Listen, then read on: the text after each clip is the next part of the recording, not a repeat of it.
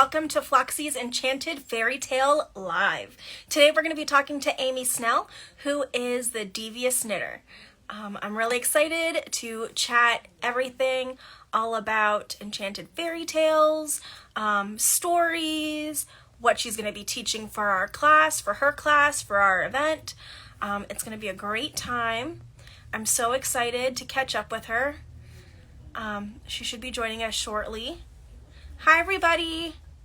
Thank you for joining. Hey!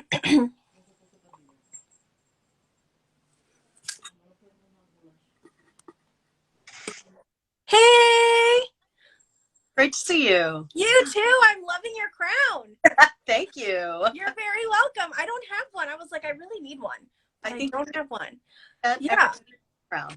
I agree. I'm like, I did try to go for like a ruffly princess dress. I was like, that should be enough, right? Absolutely. All right. How have you been? I'm great. And I'm so excited to be coming back to Floxsie and to be bringing Brioche. This is one of my favorite techniques. And I've been teaching it a ton. It seems like everyone in the knitting world is excited about Brioche right now. If you are just getting as jealous as Cinderella's stepsisters watching all this fantastic Brioche go by on your feed. Yep. And this is the class. Sign up.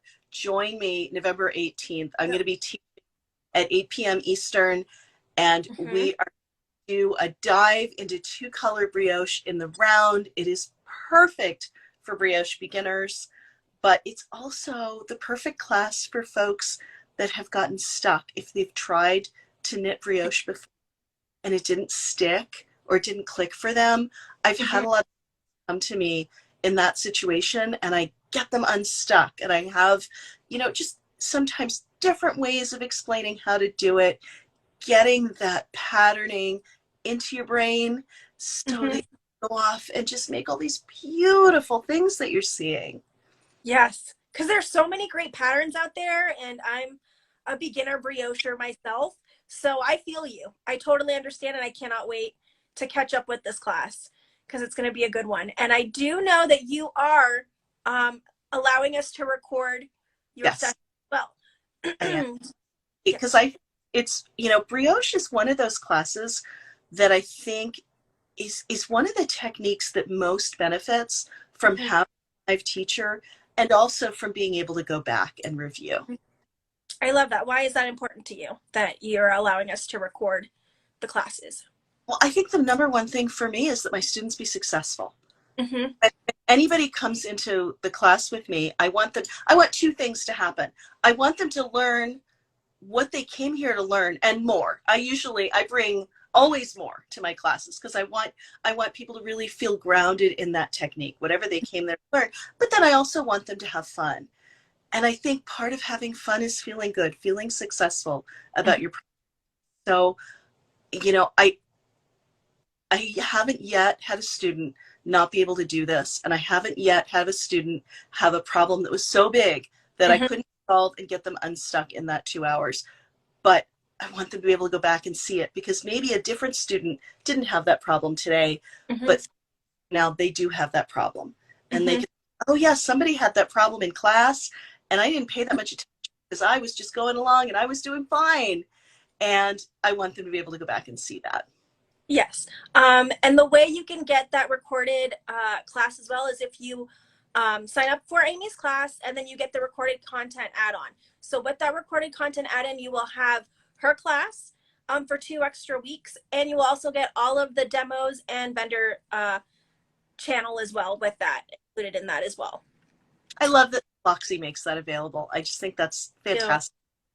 There's so much content that can be hard to absorb in just days. I love that people can have a whole 2-week experience. Yeah, it's also reliving it for us. That's always the best part too, is to like catch the stuff that you missed, because if you're in a class, you miss a demo, or you miss a vendor session that you were really looking forward to, and that, I mean, it's also beneficial for us because as we work the events, we miss things as well. So yeah. So what's been going on with you since the last time we spoke?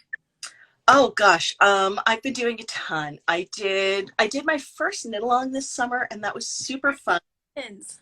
Summer shawl along, and I encouraged people to choose any one of my shawl patterns, so people could pick something smaller if they wanted a smaller project or something. Mhm. And that was so much fun. I'm going to do it again in January and February, but this time we're going to do cowl. Nice. So I have so many cowl patterns people can pick, and they can pick a technique that suits them. If they want to do something like this, like brioche, we can do that. If they want to do something that is exploring just mosaic color work or a little bit of charted texture, all those options. So that was super fun. I have been teaching a bunch. I've been teaching brioche. I've been teaching some advanced brioche classes, which has been a lot of fun, getting into Nice.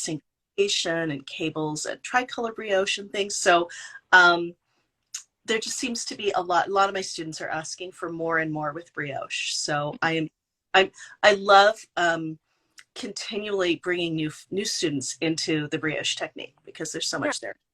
that's awesome. And there's so much to explore with brioche because I know brioche is just like one tuck stitch, and there are plenty of them to explore and learn. Um, Absolutely. Color. I love texture, and this just hits into those sweet spots for me and for a lot of folks. mhm. Have you had any new pattern releases? Oh gosh, yes, so many. I just released the Perseveration Cowl, which is a really fun. I'm sorry I don't have it here. You're totally fine. It's a really fun series of mitered squares with a teeny bit of intarsia, like baby intro intarsia, and it's Nice. super fun.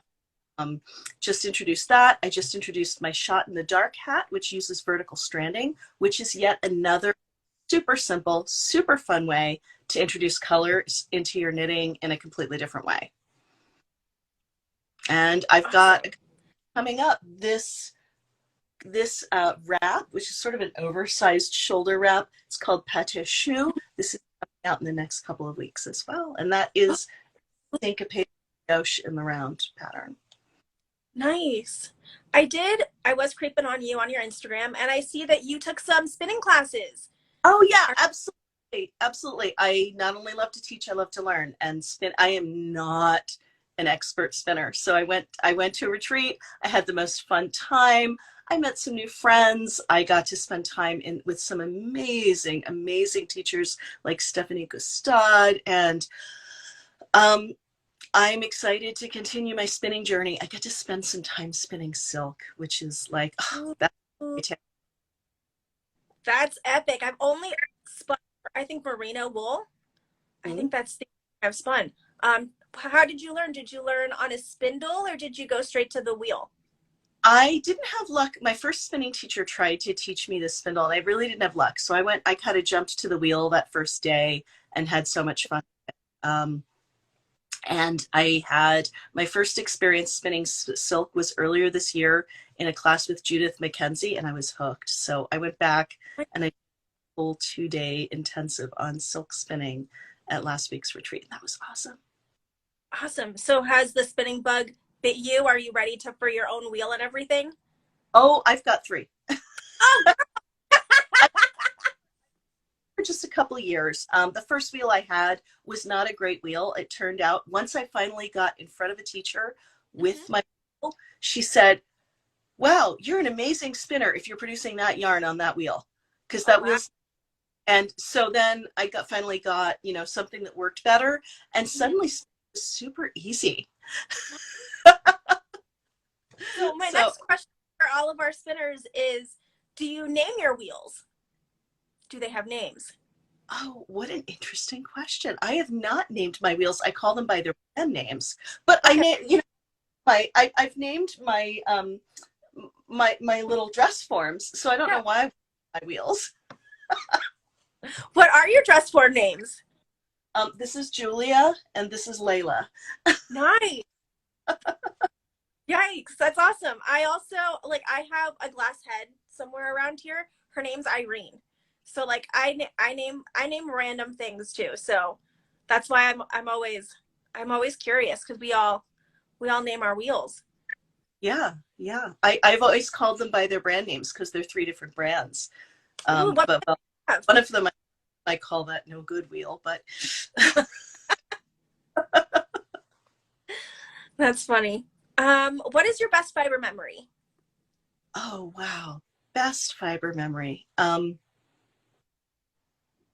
I think I think it was when I was in a class with Judith Mackenzie and she brought out a 12th century tapestry that had been repaired sometime in the 1600s.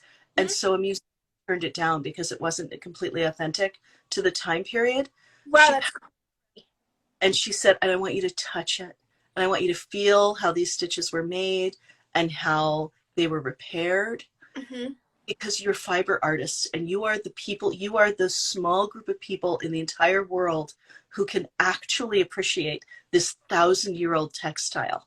hmm That's crazy. Oh, I just got chills. I got to have my hands on it. Yeah, that's so cool. Like the history and the people. It's crazy. And we still use the same techniques. We haven't improved on them in 1,000 years. Rug making and weaving and repairing, hmm um, they're the same because we as humans had already figured out the best way to do it 1,000 years ago. Right. hmm I love that. I love that through knitting, crocheting, weaving, sewing, it really connects us to our our history, our forefathers, our foremothers. There's just a tradition there that we as fiber artists get to continue. And I feel like I think that's one thing that's really special about the industry that we're in, the craft that we're in. Um, Absolutely, absolutely. And you know, brioche isn't new. Brioche has been around since the mhm, Victorian era. It's nearly 150 years old. But what we're doing with brioche today in knitting is new. We are doing both traditional brioche and we are pushing limits. And I love that about the fiber arts because we can be both grounded in this past tradition and pushing it to do things that haven't been thought of before. mhm. That's why I we love. keep making new patterns. We keep trying new stitches. We keep combinations of things. Yeah, that's awesome. All right. What is your favorite fairy tale? Oh, favorite fairy tale. Let's see. Um, I think I have a hard time with favorites. I really do. Okay. Because Okay. narrowing something down to one. But hmm I have always been a lover of Cinderella. Always loved Cinderella. I always loved The Little Mermaid. hmm And really any of the newer adaptations of the fairy tales that when Alan Rankin was writing for them, like Beauty and the Beast, they kind Yeah. of came out at a time in my life when musical theater was a really big presence in my life, and I connected to those specific tellings of those specific tales. hmm That's awesome. All right. My next question is, if you could rewrite the ending of any fairy tale, which would you choose and why? Oh, that's a good one. Um, hmm. Well, gosh, I mean, so many of them and end up with the prince and the princess get together in the end, and that's always lovely. That it really that still speaks to 5-year-old little girl me Yeah. who Yeah. really believed that I had been adopted and was a princess, and I would find that out someday. So I would totally get my prince in the Yeah. end. But I think I would the 50-year-old me would rewrite the ending of every fairy tale and take away the and lived happily ever after and hmm replace it with and they didn't know what came next because Because that's how life is. life is. And if I already knew the ending, why would I have to live it? And I wouldn't want to pass by the chance to get to have every experience that life has out there for me. Yeah. I love that. All right. Can we talk a little bit about your actual class? I know that we talked about it a little bit in the beginning. Yeah, But yeah. we're going to do 2-color brioche in the round. I like to teach it this way because it's actually easier to learn in the round than flat for a couple of reasons having to do with brioche construction. hmm And work 2 colors instead of one. I find it's a much easier way for students to learn.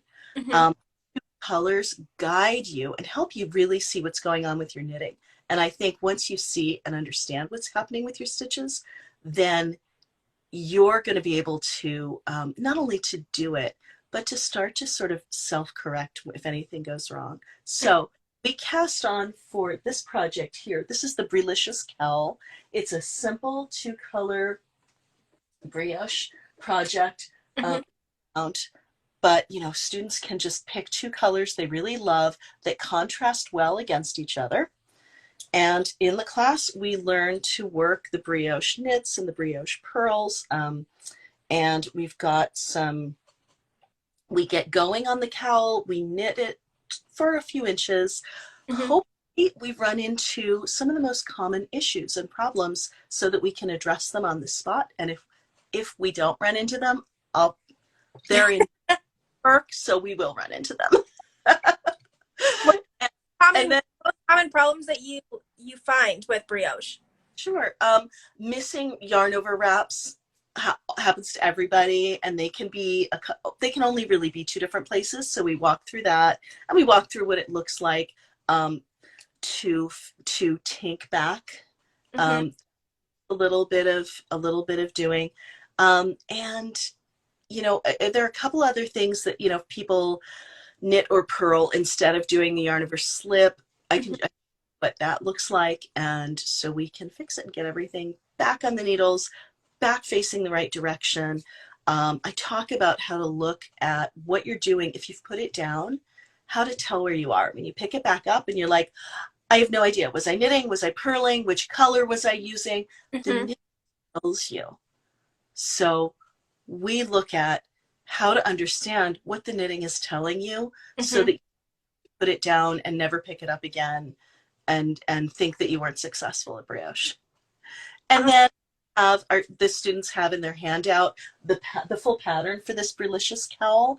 It is pretty simple, but it's a great first brioche project. Not too big, not too overwhelming, but big enough that by the time you're done, you just have it down and it'll be in your memory. Nice. And we can't finish the cowl in class, but we have the finishing steps in the handout, and I go over them, and then folks go on and they can finish out their cowl, and then they can move on to the next steps in their brioche journey and explore. Really, really good grounding in the technique. That's awesome. Um, what supplies would they need? I know that what kind of yarn would they need?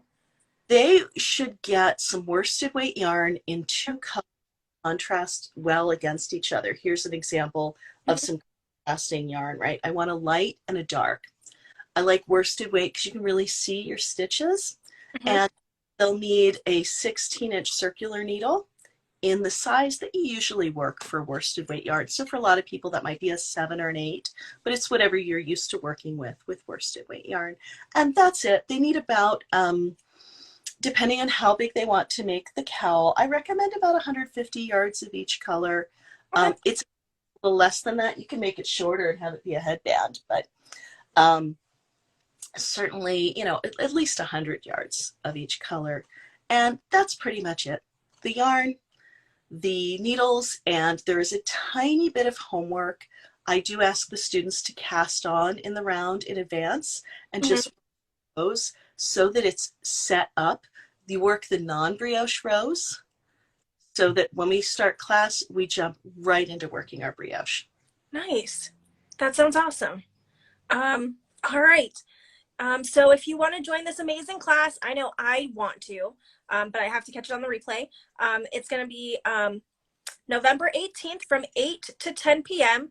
Her class is going to be recorded, so you can always purchase her class, buy the recorded content add-on, and you'll have that class for 2 weeks after the event. To get tickets, head over to the link in our bio, or you can go over to floxsie.com to snap tickets. Remember, when you buy a ticket or a class package, you automatically get access to the marketplace, which gives you access to all of the amazing vendors, all of the amazing demos. So you definitely do not want to miss that. And please note that Amy's class is recorded, and there are a few classes that are recorded. Not all of them are. So please keep note of that when you are purchasing a class and getting the content add-on, okay? Thank you, Amy, for joining me and chatting with me. It's always a pleasure, and I can't wait. I can't wait for your class. It's going to be great. Yes, I can't wait to see all of you in my Brioche class at Floxsie November 18th. Thank you so much. Thank you, everybody, for joining us, and we will catch you in the next one. Bye, guys. Bye. Thank you for your time, and we appreciate you watching this video. To learn more, visit Floxsie.com.